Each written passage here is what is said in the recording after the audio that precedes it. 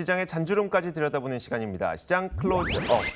우리가 시장의 테마만 잘 따라가도 굉장한 수익률을 올릴 수가 있겠죠. 그래서 매주 금요일마다 준비하고 있는 시간, 김동희의 지금 테마는 오늘도 글로벌 인베스트먼트 김동희 대표와 함께 이야기 나눠보겠습니다. 어서 오세요. 네, 안녕하세요. 네, 자 오늘 저희가 사실 바로 뒤에 오늘 공략해 볼 만한 테마를 준비하긴 했는데 그에 앞서서 남들보다 우리가 테마를 좀 미리 선점할 수 있는 그런 노하우를 알려주신다면서요? 네, 이거 저희가 이제 뭐 지금까지도 마찬가지고요. 앞으로도 어떻게 본다면 이렇게 종목을 어떻게 발굴하는 이러한 노하우를 여러분들께 먼저 좀 말씀을 드리는 것이 참 중요할 것 같아서 제가 이제 어떻게 종목을 찾아내는지에 대해서 좀 먼저 말씀을 좀 드리고자 합니다. 이제 제가 여러분들 우리 방송을 이 코너를 보시면 아시겠지만 주로 이제 제가 종목을 찾는 거는 뉴스플로우라든지 아니면 새로운 뉴스가 나온다든지 아니면은 거대한 트렌드가 바뀐다든지 아니면 어떤 우리 주변에서 흔히 볼 수 있는 뭐 소비 트렌드가 예를 들어서 막 바뀌어서 어떤 물건이 잘 팔린다든지 뭐 이런 데 착안을 해서 제가 종목을 뽑아오는데 이것을 생활 속의 주식 투자라고 합니다. 근데 이 생활 속의 주식 투자의 대가가 있는데 바로 이러한 어떻게 보면 굉장히 단순한 방법이죠. 그러니까 우리 주변에서 좋은 물건을 저희가 써보고 이건 정말 좋다.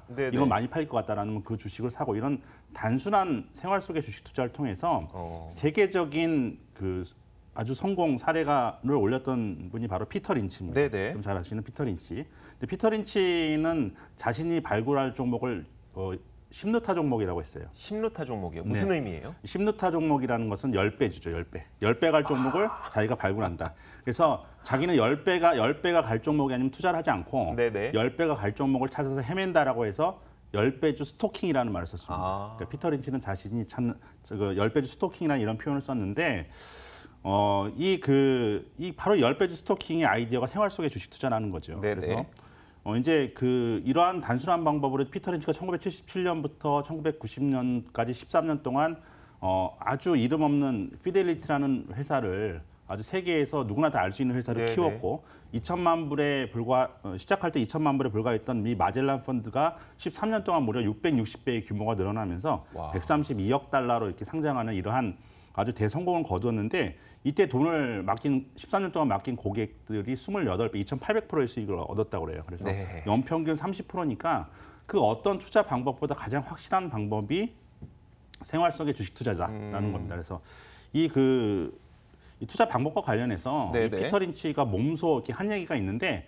이제 피터 린치가 처음으로 10배주의 투자 성공을 한 게 플라잉 타이거라는 주식이에요. 이게 이제 항공 화물사인데 여러분 페덱스라는 회사 잘 알죠? 그것과 이제 동일한 그 사업을 하던 회사인데 피터 린치가 대학교 2학년 때인 1963년도에 이 플라잉 타이거라는 주식을 7불에 매입해서 10배의 수익을 거둡니다. 그래서 이 돈으로 대학원을 가요. 와튼 스쿨을 갑니다. 와튼 스쿨에서 이제 열심히 경영학 공부를 했는데 피터 린치가 한 유명한 말이 자기가 와튼 스쿨에서 배운 경영학은 주식 투자를 하는데 아무 도움이 되지 않는다. 차라리 모르는 게 낫다는 거예요. 그래서 실전 투자에는 이 와튼 스쿨에서 배운 게 아무 쓸모없는 공허한 것이었다라고 얘기를 하고 있고 일상생활 속에서 종목을 찾는 이러한 단순한 방법으로 투자를 해라. 즉 시황에 얽매이지 말고 종목을 찾아서 헤매라는 겁니다. 그래서 이 아까도 10배주 스토킹이라는 말씀을 드렸지만 그래서 피터 린치가 주로 투자했던 종목들을 보면 다 자신이 몸소 체험한 거예요. 그러니까 아무래도 펀드 매니저를 하다 보니까 위장병이 좀 있겠죠. 얼마나 좀 골치가 스트레스를 많이 받았겠어요. 특히나 이제 증권맨분들이 이제 위장병이 많은데 위장병이 걸려서 이때 이제 위장병이 걸리게 되면 잘 아시겠지만 속이 굉장히 아프잖아요. 속이 엄청나게 쓰리기 때문에 그것을 달래주는 그런 약이 필요했는데 이 당시에 스미스 클라인에서 나온 타가메트라는 그 당시로 보면 신약이죠.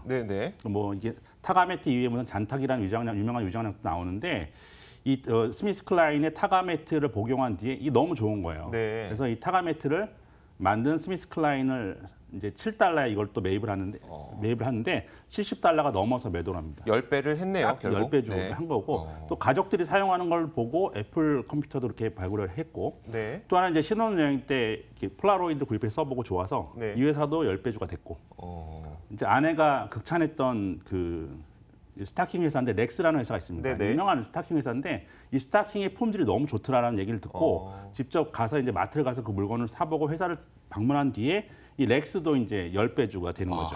그래서 이제 이게 무슨 얘기냐면 우리가 방직업에 대해서는 몰라도 네네. 이 물건이 이 제품이 좋은 거에 대해서는 쉽게 알 수가 있잖아요. 그렇죠. 전문적인 사용해 지식이 보면 없더라도. 아니까요. 그렇죠. 네. 그래서 이걸 써보고 좋기 때문에 주식을 사서 10배를 올리고 또 딸이 좋다고 극찬한 갭 아시죠? 청바지 회사. 네네. 이 그 갭 주식도 10배주를 스토킹을 합니다. 그래서 상당히 좀 간단한 투자 전략이고 또 하나는 이제 비즈니스 여행 중에 어떤 그 모텔 체인 그 락킨다 모터인스라는 이 모텔 체인에 들어가 보고 네네. 모텔에서 숙박을 한 다음에 너무 좋아서 또 이 주식을 사서 이것도 10배주 스토킹을 하고요. 그러니까 이렇게 아주 쉬운 그 방법, 즉 장세에 휩쓸리지 않고 종목의 발굴에 힘썼던 것이 이제 피터 린치의 성공담인데 저희가 이 시간을 통해서 제가 항상 그 뉴스라든지 아니면 큰 소비의 트렌드의 변화 그리고 생활 속에서 이런 아이디어를 찾아내서 시청자 여러분들께서 이런 생활 속의 주식 투자를 하는데 아이디어를 얻는데 제가 최선의 도움을 드리도록 노력을 하겠습니다. 네, 알겠습니다. 사실 갤럭시 핸드폰이 좋다고 갤럭시를 사서 쓰긴 하나 삼성전자를 그때 투자했을 때 반드시 10배가 되는 건 아니고 또 그래갖고 좀 참 투자하는데 어려움이 있긴 있습니다만 그래도 지금 말씀하셨던 것처럼 어떤 새로운 트렌드가 나타났을 때 그 트렌드에 직접 소비를 해보고 그게 만약에 괜찮다면 거기에 맞는 투자를 해보는 것도 한 가지 투자 방법이 될 것 같아요. 진짜 10배를 꾸준히 수익을 얻을 수 있다면 얼마나 좋을까 또 그런 생각도 드네요. 자, 오늘 이야기를 한번 해보도록 하겠습니다. 오늘은 저희가 본격적으로 준비한 테마는 바로 미국과 중국의 무역 분쟁 때문에 대두 가격이 하락했죠. 그러니까 콩 가격이 하락했는데 그 콩 가격 하락한 것 때문에 좀 또 올라탈 만한 테마가 있다고 해서요. 네, 그 이 대두뿐만 아니라 옥수수 같은 이제 곡물 네네. 가격이 전반적으로 다 급락을 특히 이제 대두 같은 경우는 10년 내 최저치까지 떨어졌어요. 그러니까 어마어마하게 떨어진 거죠. 그렇기 때문에 이게 옥수수라든지 대두 이런 원료를 사용하는 업체의 경우에는 그동안 이제 엄청난 이득이 반사적 이익을 얻을 수밖에 없는 그러한 상황이기 때문에 지금 시장에서 최근 들어서 이 대두 가격 급락, 옥수수 가격 급락에 따른 어떤 수혜주 관련 종목군들을 찾기에 좀 분주하고요. 네. 실질적으로 이런 종목군들이 많이 올라간 종목들이 있습니다. 그렇죠. 그래서 대표적인 것을 보면 일단은 우리가 쉽게 생각할 수 있는 부분이 식품 회사들이죠. 식품 회사들 같은 경우에는 이제 샘표가 네. 장류를 만들기 콩으로 콩이 만들죠. 그렇죠. 네.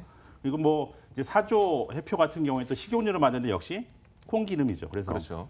사조 해표 같은 회사 그리고 풀무원 두부를 만드는데 이것도 역시 콩이 원료입니다. 그리고 이제 뭐 CJ 제일제당 역시 뭐 식품을 만드는데 대두라든지 옥수수가 반드시 필요하죠. 그리고 대한제분도 마찬가지고 사조 동화원 같은 기업들도 마찬가지고 이런 기업들이 다 올라갔어요. 네네. 최근 이슈가 되면서 좀 굉장히 좀 많이 올라갔고 이 그 곡물 가격은 아니지만 한성기업 같은 기업도 중국 현지에 법인이 있는데 여기서 이제 그 관련 원재료 관련해서 반사적 이익을 얻을 수 있다라고 해서 게맛살로 유명한 기업이죠. 네, 그렇죠. 그래서 한성기업 같은 경우도 이제 큰 폭으로 상승을 했습니다.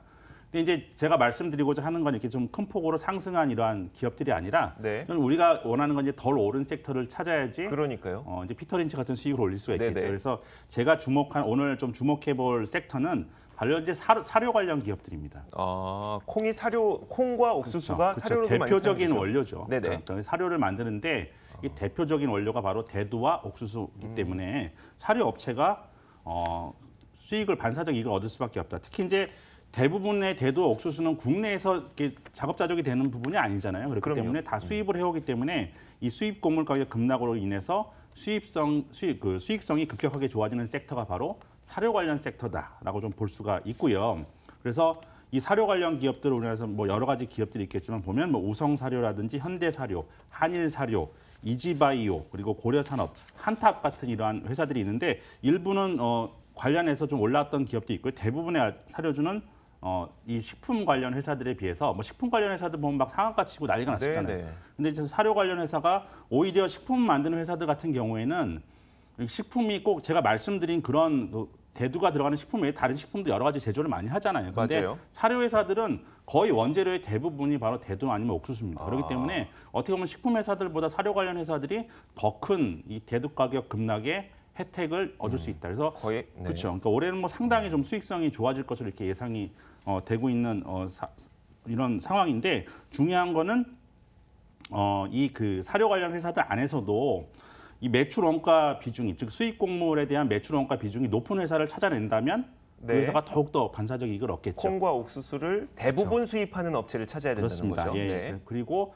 이 사료 관련 기업이라도 사료 외적인 사업을 또 같이 하는 회사들이 많아요. 그러니까 식육이라든지 이런 부분은 대부분 다 같이 하는데 그렇지 않고 이 매출 원가 비중이 높은 종목들을 그 중에서도 사료 관련 안주 안에서도 찾아낸다면 우리가 직접적인 수혜를 얻는 종목으로 뽑을 수가 있다라는 부분을 말씀드리겠습니다. 거의 항공주와 기름값과의 관계와 비슷하네요. 네, 그렇죠. 알겠습니다.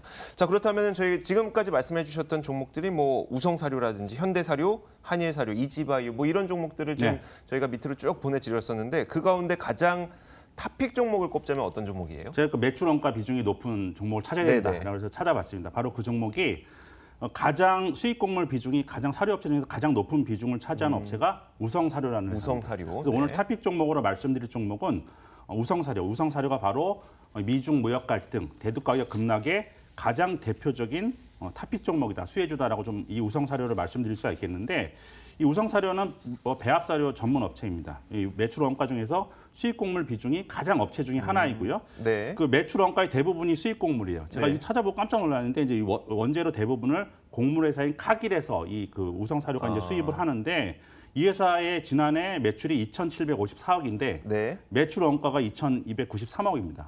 수익 곡물 비중이 그러니까 엄청난 거죠. 그러니까 거의 매출 원가 비율이 83%에 달하는 회사이기 때문에 아주 큰 그 대표적인 그 곡물 가격 급락에 수혜를 입을 수 있는 사료 업체다라고 좀 볼 수 있겠고 그렇기 때문에 제가 오늘 이 우성사료를 바로 탑픽으로 여러분들한테 여러 가지 사료 회사들이 있겠지만 선정해 드리는 게 이유고요. 그리고 이런 미중 무역 분쟁에 따른 곡물가 하락으로 이 사실 그 실적이 올해는 작년까지 좀 영업이익이 좀 적정하는 부분이 있었는데 올해는 이제 뭐 턴어라운드가 좀 될 수 있는 그러한 대표적인 그런 그 이익 개선의 모멘텀이 지금 나타나고 있다라고 좀 말씀드릴 수가 있겠습니다. 그래서 좀 여러 가지 이제 제가 말씀드렸지만 최근 들어서 이 트렌드가 테마가 이 곡물 가격 급락으로 인해서 식품업계에만 주로 주목이 됐었는데 우리가 이제 좀 주목해서 바라볼 부분 거의 올라가지 못한 부분이 바로 이 사료 섹터다라는 부분이고 그 안에서도 매출 원가 비중이 높은 우성사료 우리가 주목해서 바라볼 필요가 있다라고 좀 말씀드리도록 하겠습니다. 제가 말씀하시는 중에 좀 잠깐 계산을 해봤어요. 그러면 만약에 우성사료가 뭐 곡물을 그 원료 값으로 한 약 예를 들어서 100억 원을 쓴다고 쳤을 때 그 중에 83%가 이제 수입이라고 했었잖아요. 83억 원 정도는 이제 수입해서 쓰는 거. 근데 매출에서 원가 비중이 그 정도로 많이 차지한다는 거죠. 그렇죠. 거기에서 근데 대두 가격이 한 20% 정도나 떨어졌단 말이에요. 그만큼 20% 정도의 원료 가격이 줄어들었다는 얘기잖아요. 노력 없이 이제 노력 없이 줄어들었다는 얘기니까요. 알겠습니다. 참 기대해 볼 만한 종목인 것 같은데 중요한 건 이제 또 가격이겠죠. 얼마에 사서 어느 정도 가격까지 한번 바라볼까? 지금 가격이 이거는 거의 바닥권입니다. 그래서 뭐 올라가는 부분들이 거의 없는 종목인데 지금 그 가격 가이던스를 말씀드리면 손절가는 2,900원, 목표가는 4,300원 정도 선을 설정해드리도록 하겠습니다. 네, 알겠습니다. 자, 저희가 오늘 시간을 마치기에 앞서서 또 김동희 대표가 여러분들을 직접 만날 수 있는 시간을 준비하셨다고 해서요. 그 강연회를 준비하셨는데 내일 오후에 지금 준비하고 계신 거죠? 네네, 내일 2시부터 4시까지 금융투자협회 불수홀 강당에서 있는데요. 이 머니투데이 방송 우리 방송 코너가 참 대단한 게 그 큰 강당에 수백 분들이 계속 강연회 할 때마다 꽉 차서 오세요. 그래서 뭐 내일도 뭐 많은 참여 여러분들 바라겠고요. 제가 이 장은 어려운데 이 속에서도 좀 빛날 수 있는 종목분들 5종목 선정해서 내일 말씀드리도록 하겠습니다. 많은 분들이 오셨다는 건 또 이 김동희 대표의 그냥 인덕이니까요. 네, 알겠습니다. 자, 지금까지 글로벌 인베스트먼트 김동희 대표와 함께 이야기 나눠봤습니다. 오늘은 어떤 테마가 좋은지 한번 살펴봤습니다. 오늘 말씀 고맙습니다. 네, 감사합니다.